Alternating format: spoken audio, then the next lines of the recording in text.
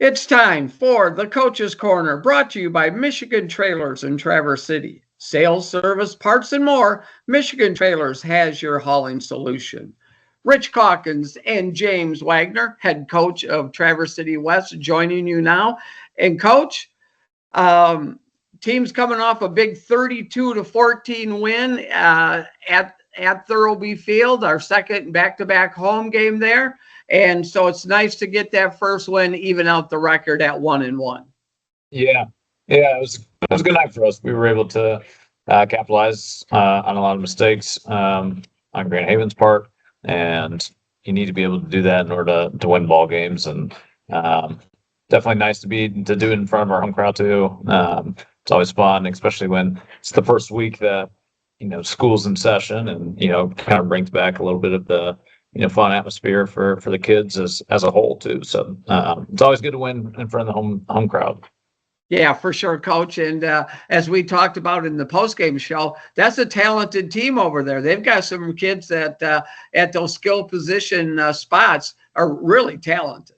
Yeah, super talented. At any moment, a couple of those guys could take one to the house, and they displayed that. And I thought we did a good job of being able to contain them, and limit them to being able to damage us in full. They definitely had opportunities to capitalize, and we would shut them down when we were able to, just when they thought they were getting something or somewhere. A play that stuck out to me was they were driving right before the second half, and I think they completed a pass over the middle, and Drew punches the ball out right on the 2-yard line, and it goes into the end zone, and we recover it for a touchback. And it's a different ball game if that doesn't happen. And so we were able to bend not break in some ways, and then just capitalize on the mistakes that were made. And I was proud of the improvements that we showed from week 1 to week 2.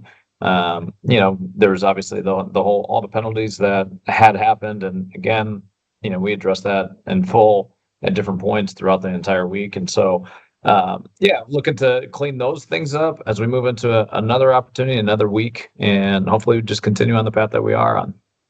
Yeah, and Coach, at all levels of football, whether it's youth football, high school, college, or pro football, there really seems to be a point of emphasis this year about taunting penalties, about personal foul penalties, things like that. They really seem to be trying to clean the game up, I guess, from that standpoint on all levels.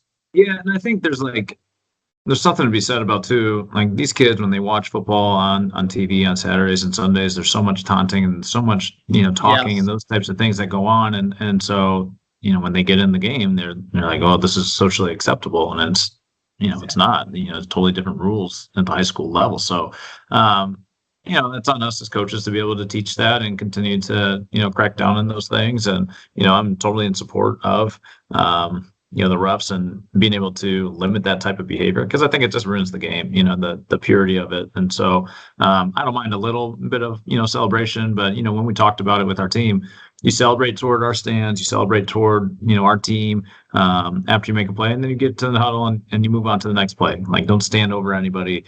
You're not making any gestures toward the opposing crowd. It's about us and being able to celebrate the good things that do happen, but don't live in that moment. Continue and look for the next play to do it again. And so hopefully we make those adjustments this week, and we don't ever have to deal with it again this season.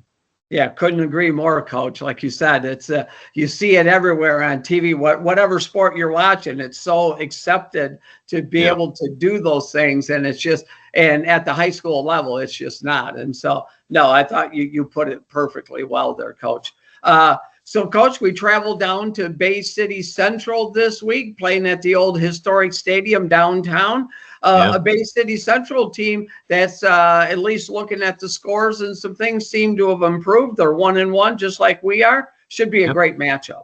Yeah, they're definitely a program that is continuing to improve year to year, and I have a lot of respect for their coach and how they go about their preparation and their business over there. It's going to be a week for us to be able to make sure that we're fundamentally sound, that we're going to be discipline in the tasks that we're being asked to do. And I think there's some different matchups and things that we like.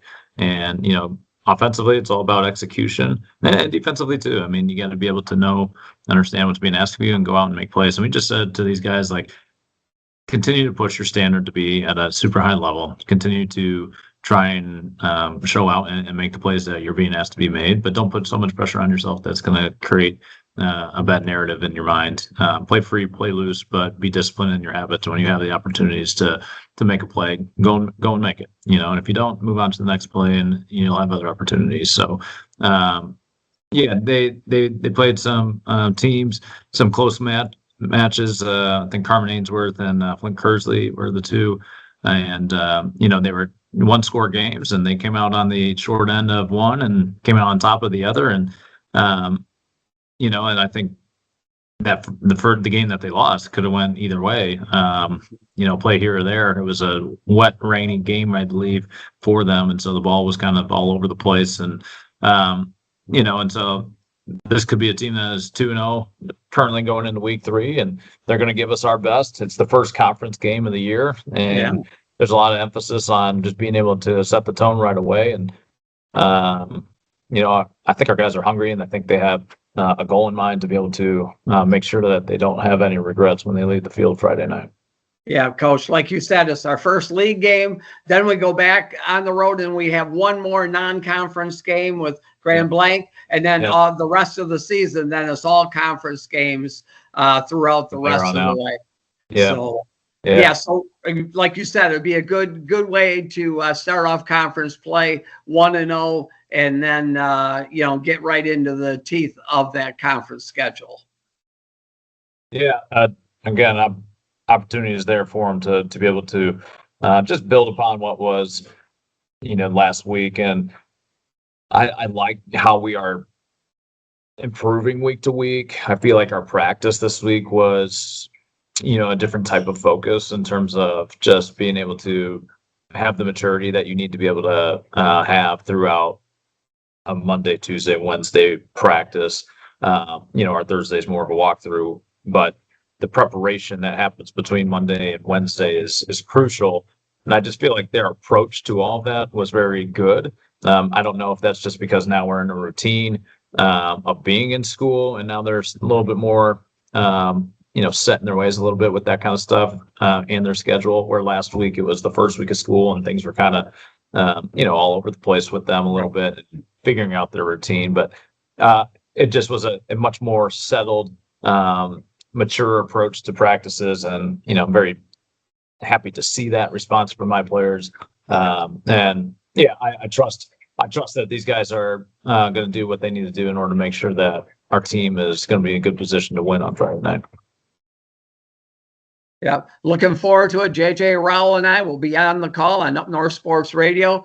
Head coach James Wagner of Traverse City West, we always appreciate your time on the Michigan Trailers Coaches Corner. And go Titans. That's right. Thanks for having me, guys. Appreciate it. Looking forward to talking to you tomorrow night. All right. Head coach James Wagner of Traverse City West.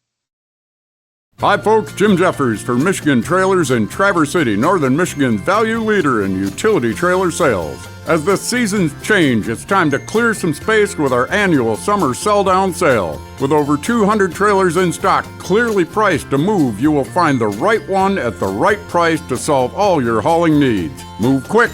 Take advantage of the best selection. See us today on US 31 South across from Menards Traverse City, or visit us online at michigantrailers.com.